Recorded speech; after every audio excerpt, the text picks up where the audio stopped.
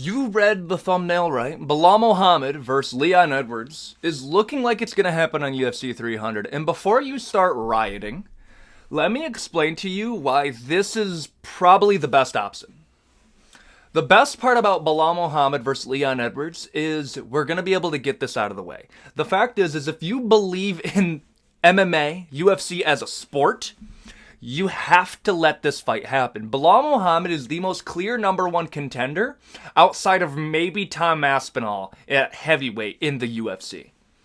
Bilal Muhammed, after beating Gilbert Burns, understand, they said Gilbert Burns versus Bilal Muhammed was a number one contenders match. That's how they hyped it up. So Bilal Muhammed beating Gilbert and the UFC immediately saying, well, you're going to have to fight after Colby. After Colby beat beat Jorge Masvidal, who has been retired since then off a loss against Gilbert Burns. So I understand why people don't like Bilal. I'm not arguing to like Bilal Muhammed. However, we have to let this fight happen. Now, why do I believe that this happening on UFC 300, this solves the problem? Because when I originally talked about this fight, I talked about how you can do this in Birmingham. You will instantly sell out the arena. The UFC does really well in England. You put it in Birmingham, Leon Edwards against Bilal Muhammed, main event. You do Tom Aspinall defending the interim, I know, but give him a crazy amount of money and then he could fight Cyril Gane, somebody else like that, And then you do Paddy Pimblett versus somebody, probably a Bobby Green, and that does well. And then you stack the undercard with other talent in England. It'll do well. And you don't have to, it doesn't require a crazy amount of investment to get a return on. But putting Leon on UFC 300 against Bilal Muhammed, that works because now we don't have to invest into two different cards. UFC 300 will sell well regardless. Unless you put Bilal Muhammed against Leon Edwards as the main event, this card will sell well.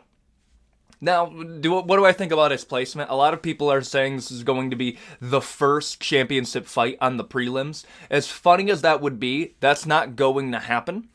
Purely because of Leon Edwards. I mean, we cannot like Bilal, but Leon gets a pay-per-view share, even if he's... You got to make the most on your investment here.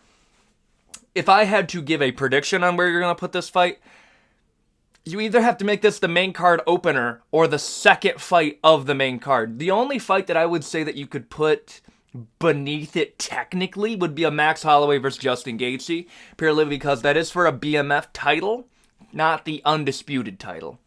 And first, if you want to get people to buy the card, just dangle Max Holloway versus Justin Gaethje in front of them, I would buy that. I don't care if Leon's on. And besides, it creates a perfect bathroom break for everybody involved. You got 25 minutes of nothing happening. I know that sounds harsh, but as much as I like Leon is most definitely going to be a champion that's going to do just enough to win and not go for the kill. And he doesn't have to do that. But at the same time, don't expect to fight that way and get us invested into you and want to pay for a card for you. It's $75. They're not offering a discount for you. I like this on UFC 300. We don't have to invest in Birmingham like crazy. And according to the other rumors that's coming out, like Tom Aspinall versus Alex Pereira, I mean this card will do just fine. Is a bar the only thing that makes this interesting for me, outside of the placement, is UFC 300's during Ramadan. I don't know. This is most definitely a calculated thing. This is per Leon Edwards. So if the UFC puts the kibosh on this and says, oh, no, we'll put you in Birmingham, then that's the kibosh. But at the same time, what better way to make sure that you're not getting a fully realized Bilal Muhammed than making him fight on Ramadan? The other opponents that are being rumored, I guess, but when I mean by rumored, I mean you can feasibly do it because of callouts, would be an Islam Makhachev. But if Bilal is going to struggle fighting during Ramadan, Islam Makhachev will not fight during Ramadan. He just won't do it. The other fight that is being, like, kind of laughed at would be, like, a Nate Diaz, because he's thrown his hat into the ring. And I know Nate Diaz is going to return. The question is are we going to see a Nate Diaz versus Dustin Poirier finally realized, or are we going to say a Nate Diaz versus Conor McGregor trilogy?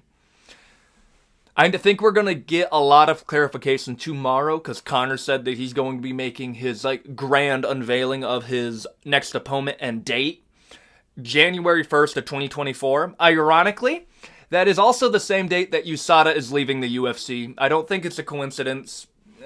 I think there's a reason to that. I think that's going to be it for this video, aside from, like, a few announcements. MMA Iceberg Part 2, where we're going to be getting into a little bit of the depths of it, comes out today, later today. I just wanted to get out this video just so I can talk about this. And if there's anything else you want me to cover, please consider a like, comment, subscribe, put it in the comment section below. And with that out of the way, adios, guys.